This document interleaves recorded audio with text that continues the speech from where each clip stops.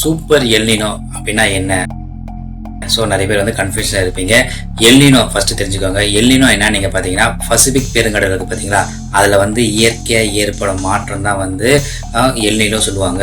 Super El Niño என்ன நீங்கள் பார்த்தீங்கன்னா அதே பசிபிக் பெருங்கடலில் வந்து வேற லெவலில் மாற்றம். ஸோ ரொம்பவே வந்து விசித்திரமாக வானிலை எல்லாமே வந்து மாறி இருக்கும். ஸோ இதுதான் வந்து சூப்பர் எல்னினோ சொல்லுவாங்க.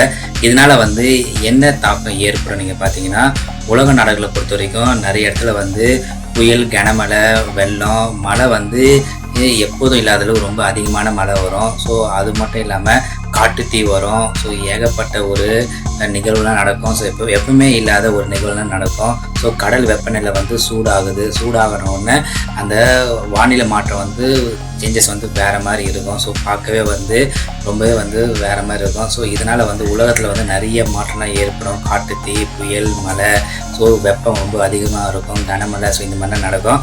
இந்தியாவில் வந்து என்ன பாதிக்கும் நீங்கள் பார்த்தீங்கன்னா, இந்தியாவை பொறுத்த வரைக்கும் வெப்பநிலை வந்து அதிகமாக இருக்கும். மழை வந்து எப்பவும் இல்லாத அளவு கனமழை பெய்யும். ஒரு சில இடத்துல வந்து தண்ணியே இருக்காது.